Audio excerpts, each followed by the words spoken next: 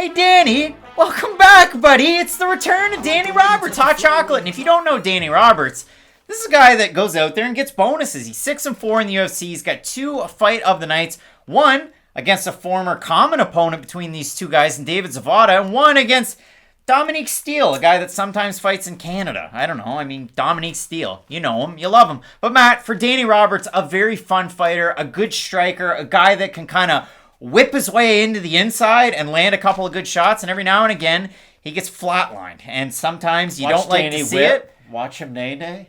Yeah, maybe. And for Ramazan Emeev, the opposite is true. This guy's a decision machine. So far in the UFC, every fight has gone that way. And if you look at it, yeah, I mean, he lost one against, who was it? Well, a guy who had to spice things up in his life and throw Rocco in there, Anthony Rocco Martin. But other than that, big wins over guys like Alberto Mina and Stefan Sekulic, you know, the guy that took a really long time off and then picked up a win, or Niklas Stutz and David Zavada. Matt, the big thing that makes this fight interesting for me, if we're playing Record Collection of Craig, it's pulling out the greatest hits, the best of Hall & Oates, Matt, because if I'm Ramazan Emeev and I'm in his corner and we're going into that third round, I can't go for that. Oh, no. No can do, because here's the thing that Ramazan Emeev does.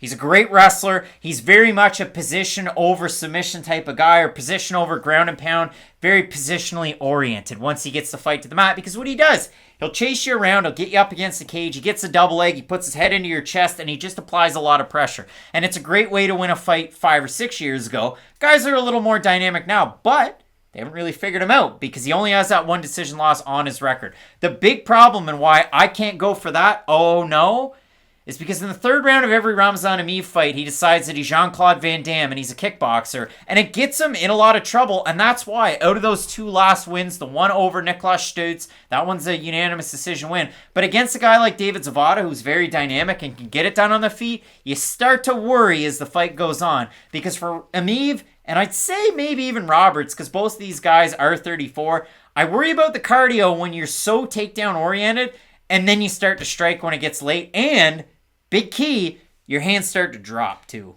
This fight makes me think more about Paul Abdul than it does Hall & Oates. 1 step forward, 2 steps back. We come together because opposites attract. And Danny Roberts and Ramazan Emeev are opposites in the cage. They do not fight in a similar manner whatsoever, because Danny Roberts will, if he decides, I want to grapple, like he did against Salim Imadaev, where he just jumped across the cage, tried to take him down. Imadaev ended up in mount.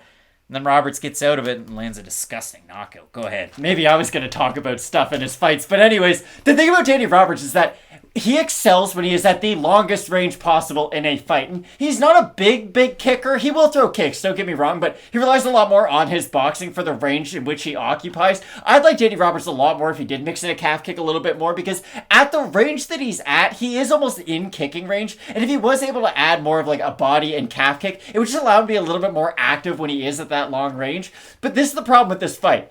When Danny Roberts is at long range, he's only thinking about striking. When Ramazan Emeev is at long range, until the third round, he is only thinking about how to get in on your hips. And the weird thing about Danny Roberts is that I don't hate his takedown defense. I think it's passable. It's bad. Hear me out. It's not that his takedown defense is bad. It's that he can't create separation after that initial takedown attempt, and that's where Ramazan Emeev can kind of thrive. Emeev, up a weight class against Sam Alvey, was just able to hold Sam Alvey up against the cage. And listen, Sam Alvey's not the greatest fighter in the world by any means. Call him Smiling Sam, you can call him Alvey. But the thing about Alvey is that he is a big fighter who is pretty strong in those clinch situations. And he's a fighter who fought at 205 pounds. Danny Roberts is kind of the perfect welterweight. And the fact that Emeev was able to outmuscle Alvey was really, really impressive. And it's not a sexy way to win a fight. It's not like it's going to win him a ton of bonuses. But I could definitely see Ramazan Emeev implement the exact same game plan. Go in there, strike for the sake of striking. But the second you get hit by one clean shot,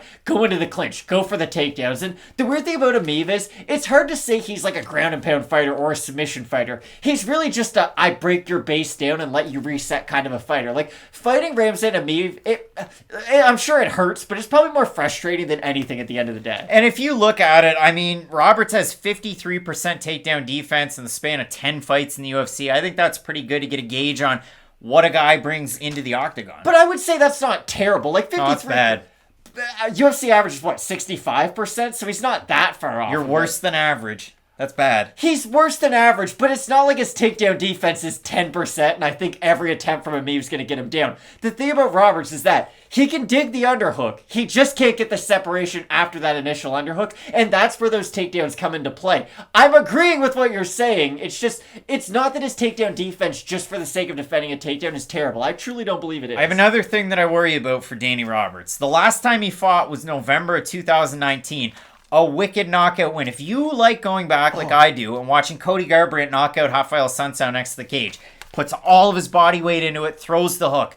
Roberts plants his both feet. Imadaev just kind of stands there, and then he throws a left and knocks him out and face plants him. And it's disgusting.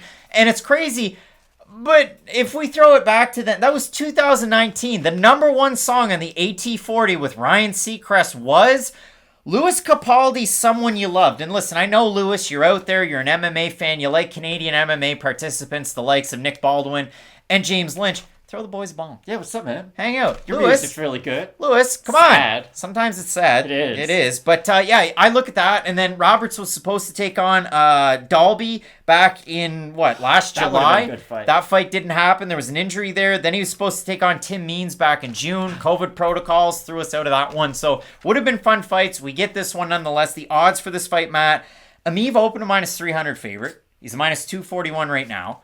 Roberts opened a plus 250, is a plus 192. So there's some money coming in on hot chocolate. We look at the total votes on Tapology. Not really close. 735 total votes, 88% Emeev. What is that? 85% by decision. For the 12% that have Roberts, 58% by decision, 32% by knockout.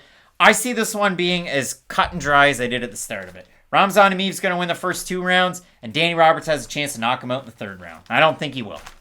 No, I agree. The issue with Emeev and just saying, he could get knocked out in the 3rd round is he does have a pretty good chin. Like, I don't worry about Emeev to where, yes, striking isn't what he's great at, and he is stiff on the feet, but he's not such a bad striker where I just think Danny Roberts is going to knock him out in the first exchange. Like, I do think he can at least survive minutes in that 3rd round to where, let's say he does clinch up, and the first minute and a half is spent in the clinch, then I think he can waste enough time to where he can preserve himself throughout the entirety of this fight, and that's why I like Ramazan Emeev. Again, if this fight's good, Danny Roberts is going to win, but I do think Ramazan Emeev is going to be able to just grind his way to another decision. We're looking forward to a boring fight out of Russia's Ramazan Emeev. Both of us going with him to get the win. I can't wait for this because, Matt, there's so many fights that are exciting. Sanchez, Silva. There's Wright taking on Marquez. Heck, there's even Istela Nunes. She's taking on Ariane Carnelossi. And if you want to get freaky with it, there's Bellator in the weekend, and Nemkov's taking on a really tough out Julian Anglikas. But we'll keep it here. We'll keep it locked in with Fight Night Picks. And as we always say, let's get into it.